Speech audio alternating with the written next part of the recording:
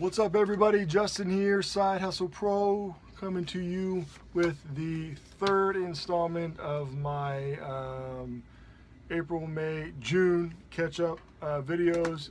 You will notice they are all back-to-back because I'm wearing the exact same thing, and I have that same level of enthusiasm, right?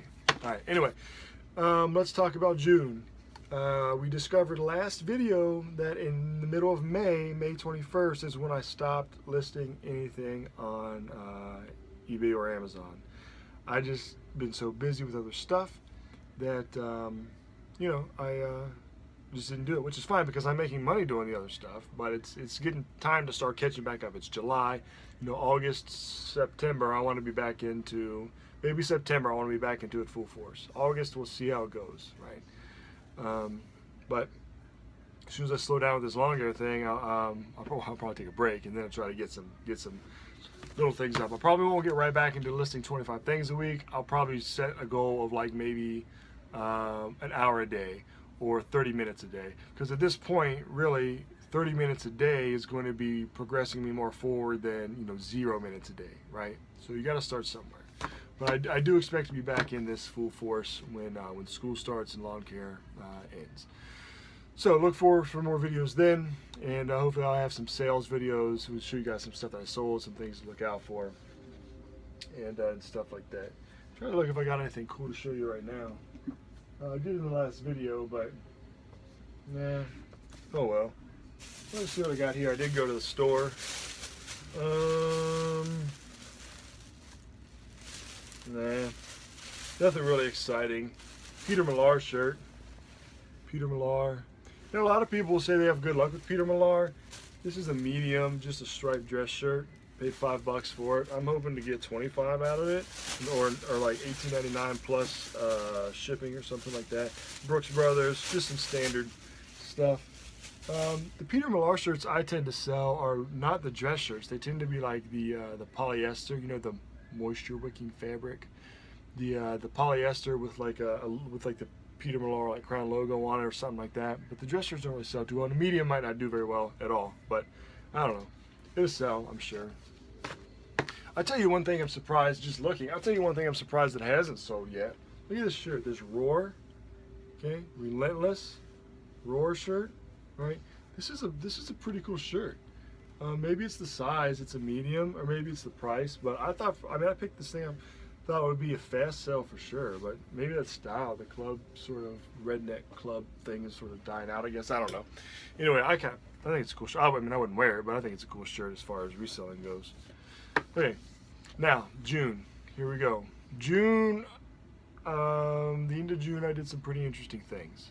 Well, they're not really that interesting, but the amount of inventory I was able to accrue, that I was able to gather, to buy, to resell for Amazon decreased greatly.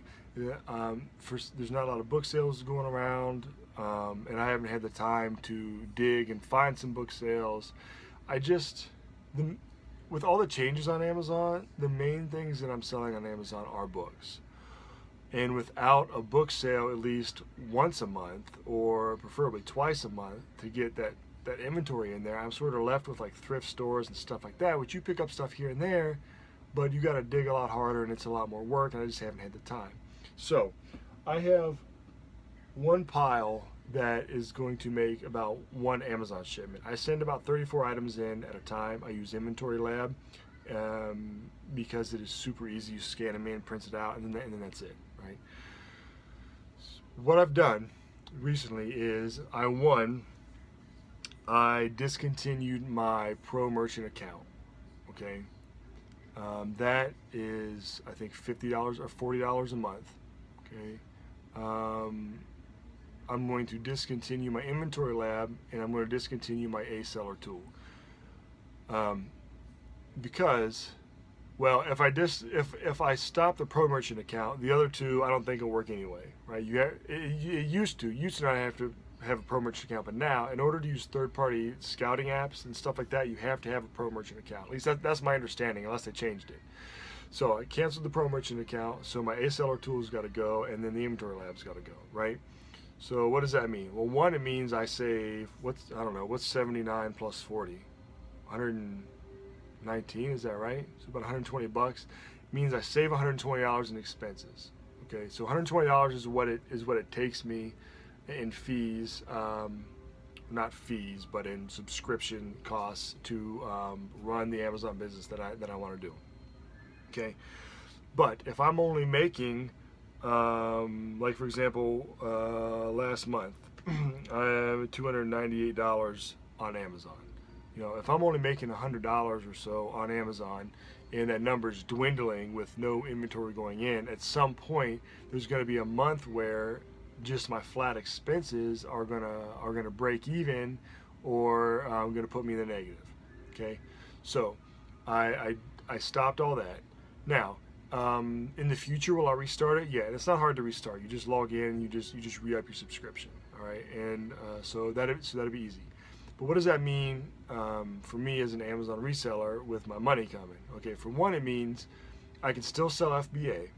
All right, I just have to go into the Amazon system, and I'm going to load it up through their load screen and create an order that way, which takes about 3 times as long. Honestly, it takes so much longer than doing it on Inventory Lab, right? So I need to hurry up and get this in there, because I haven't canceled Inventory Lab yet, because I've already paid this month for my Pro Merchant account. So I forget the date that it expires, but once it expires, I won't be able to use Inventory Lab. So I need to hurry up and get this in there, right? But after that, I'll have to manually put them in and then create a thing, which it just takes longer. All right, that's all it is. It just takes longer. But I don't have a lot of stuff to do, so I'm not streamlining it. So if it takes me a month to get a box made up, then I'll spend the time and I'll send it in. And then, like I said, I can always, so that's essentially all it means, is that it takes longer for me to get it into the FBA system. Can still sell FBA, and it also takes you longer to get your money, right? Pro Merchant account, they give it to you when they give it to you, like every 2 weeks. Okay, non-Pro Merchant account, when you're set to get paid, they hold on to it for like another 2 weeks or something. It's crazy. And I've always been a Pro Merchant, except for like one time last year I stopped, and I was like, "Where's my money at?" They're like, "Oh well, to cover our butts, blah blah blah." And it didn't matter that I've been selling with them, for years. If you drop your Pro Merchant account, they hold on to it. So I'm hoping there's no more negative consequences than that. But it just got to the point where I'm at right now, it made sense to put it on hold for a minute, to not have that money going out.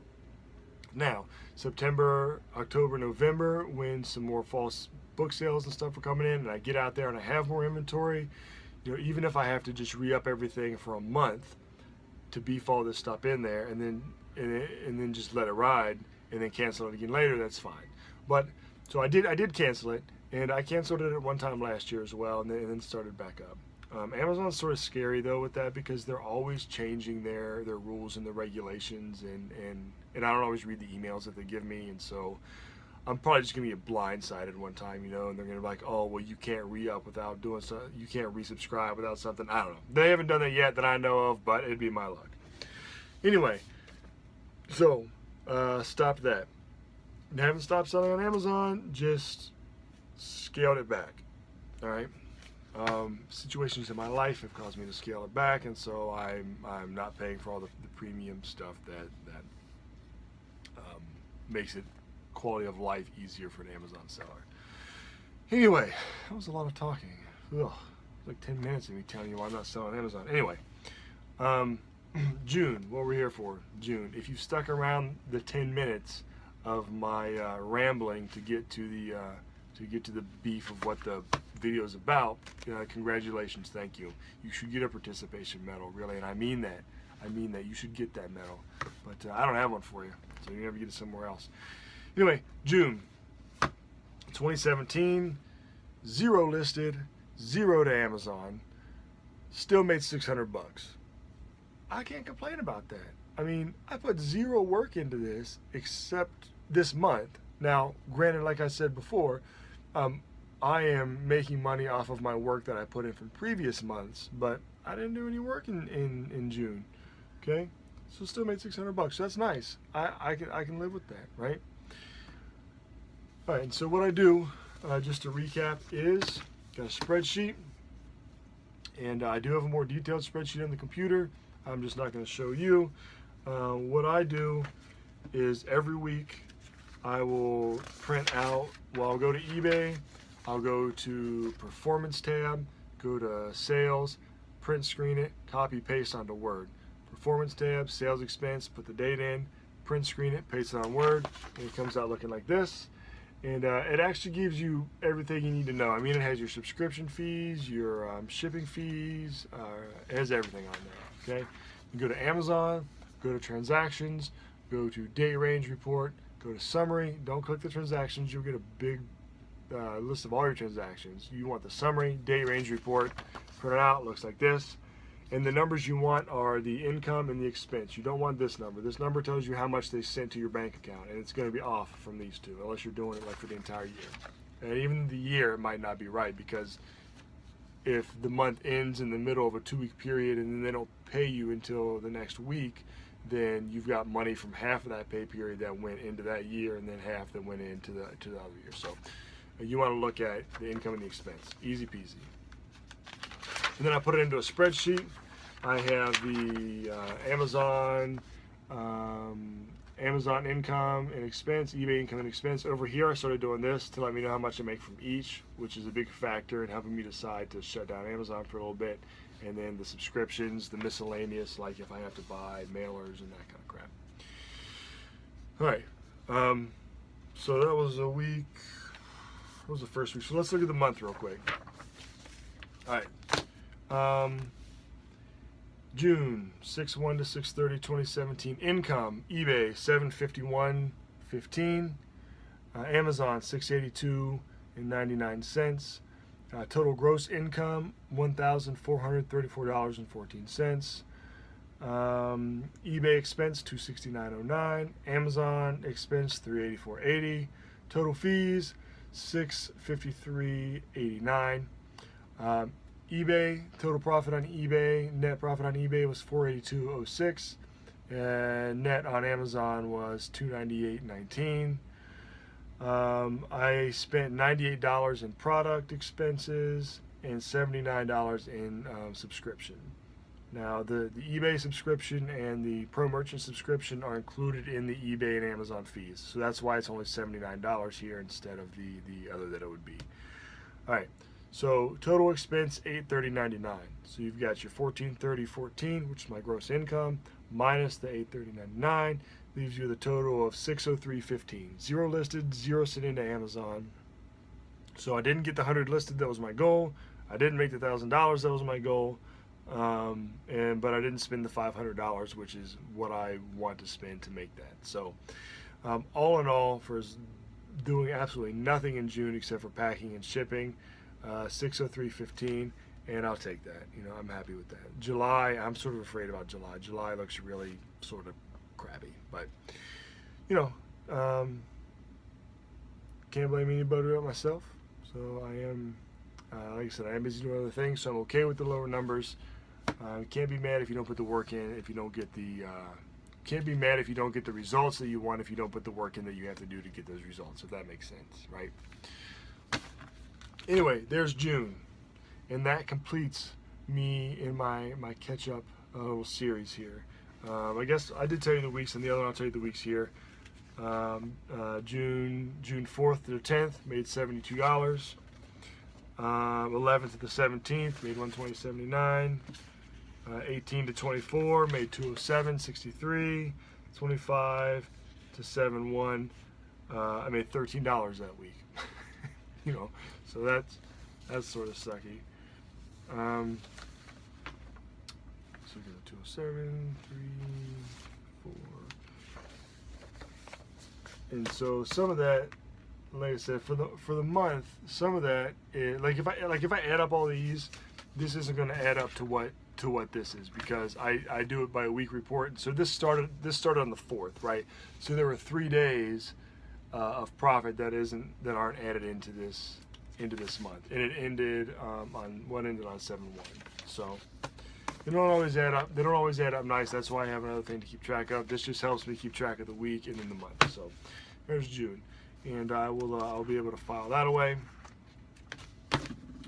And that's it. I've got July weekly reports going. Get the end of the month report going, and I'll try to maybe get a weekly report up this Sunday.